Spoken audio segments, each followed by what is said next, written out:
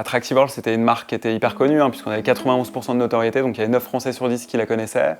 On était rentable, j'avais jamais aussi bien gagné ma vie, et pourtant j'étais vraiment au plus bas moralement, tout simplement parce que j'avais perdu confiance.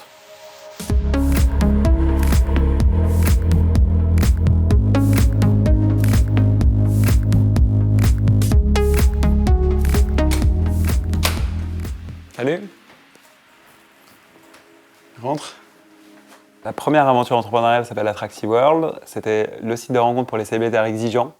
La notion d'attractivité, en fait, elle était surtout liée à la notion de communauté. C'est pour ça qu'on a attaché le terme attractive avec le terme world. La notion de world indiquait le fait que Attractive World était plus une communauté que juste un site de rencontre en one-to-one. Et c'est comme ça qu'on a eu l'idée du nom, avec bien entendu un nom anglais qui nous permettait de l'internationaliser. En 2011, on démarre les campagnes de pub à la télé, et là, le chiffre d'affaires explose, on fait x7 en 2 ans. Donc, entre 2011 et fin 2012, la notoriété passe de 10 à 70%, et en 2013, on devient rentable. Et c'est uniquement à ce moment-là que je m'intéresse très précisément à l'international, alors que depuis la création de la boîte, et même si je n'avais pas cette culture-là, j'avais toujours eu dans un coin de ma tête l'idée de développer mon business, notamment aux États-Unis, qui était vraiment le pays dans lequel j'avais toujours rêvé d'entreprendre.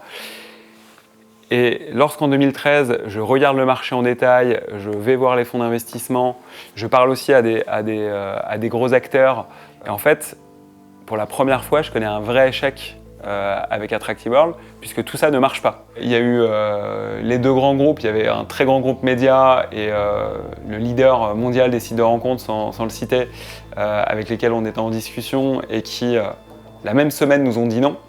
Et après, il y avait aussi un fonds d'investissement, qui est aujourd'hui un des top fonds d'investissement en France, avec lesquels on avait beaucoup avancé et qui finalement nous ont dit non. Et pareil, peut-être pas dans la même semaine, mais peut-être la semaine suivante. Et donc le rêve qu'on avait construit s'est écroulé en 1 semaine ou 10 jours. Je ressens beaucoup de tristesse. Je vis ce truc-là comme un énorme échec qui entame en partie ma confiance. C'était en 2008. Ou non, 2009. J'avais 26 ans.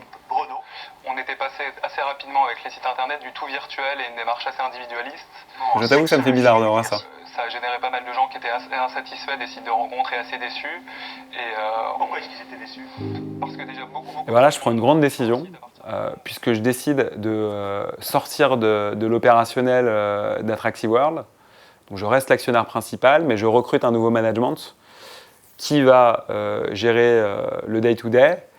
Et moi, je vais partir à New York pour lancer une nouvelle boîte qui s'appelle Shaper.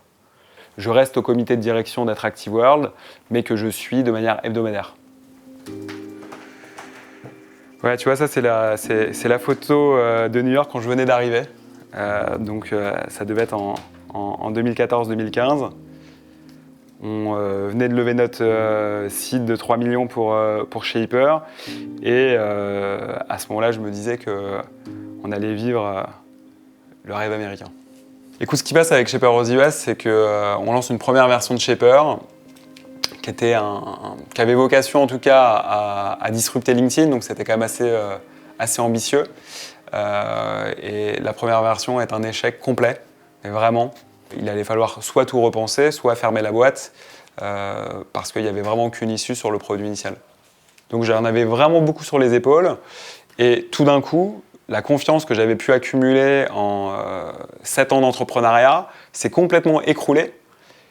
Et je me sentais plus capable en fait, de rebondir et de trouver des solutions pour réussir sur Shaper. Ce bouquin, c'est l'histoire d'Attractive World jusqu'à Shaper. J'étais donc dans un état mental qui n'était pas hyper favorable. Et je parle d'une scène à New York avec notre stagiaire qui s'appelle Thomas Boutefort et qui avait vécu les premiers mois difficiles qu'on avait vécu sur Shaper. Il me sentait vraiment pas bien, tu vois, et je me livre à lui. Voilà. Je lui dis, écoute, franchement, ça peut te paraître bizarre, mais vraiment, j'ai perdu vachement confiance là depuis quelques mois. Et il a eu des mots assez incroyables qui ont changé beaucoup de choses pour moi. Et il me dit, toi, Ta force, en fait, c'est peu importe que tu développes un produit technologique sur mobile, sur l'ordinateur ou sur je ne sais quoi, ou un produit même qui ne sera pas technologique plus tard. Il m'a dit, en fait, toi, ta force, c'est que tu es vraiment capable d'embarquer les gens, tu vois, d'avoir une vision et de donner envie à tout le monde de se battre à fond pour y arriver. Et il m'a fait prendre confiance, en fait, que peut-être que ma force d'entrepreneur, c'était surtout l'humain. C'était surtout la capacité d'embarquer les gens dans une aventure et ça m'a vachement rassuré pour mon futur. Tout d'un coup, ça m'a redonné ce supplément d'énergie qui fait qu'on a relancé un nouveau produit sur Shaper, qu'on a refait une levée de fonds et qu'aujourd'hui on est toujours vivant. Alors, ça serait trop long de te raconter toute l'histoire de Shaper, il y a encore eu des hauts et des bas ensuite, mais maintenant on est un business qui est hyper sain, qui se développe et dont je suis très fier. Donc ça c'est Shaper Networking, qui est un de nos services. C'est un service où tu vas swiper des profils, typiquement un fondateur qui lance sa startup, qui recherche un CTO et des business angels. On met ses objectifs, investir dans des projets, trouver de l'inspiration, une petite bio.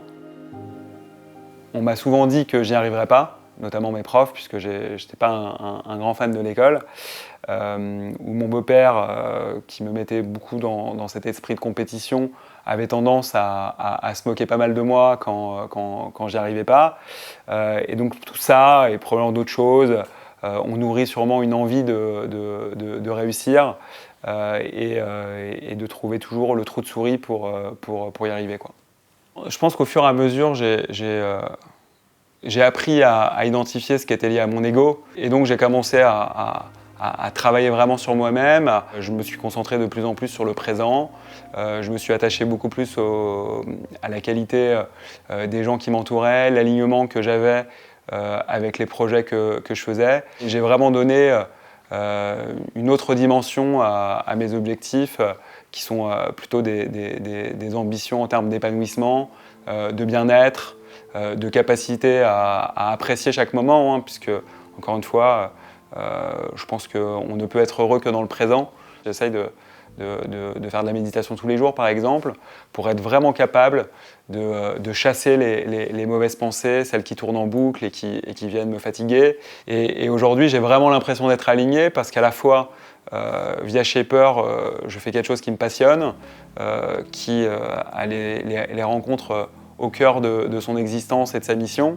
Et dans ma vie de famille, je pense que j'ai trouvé une vraie sérénité avec l'arrivée de mon fils et la rencontre de ma femme.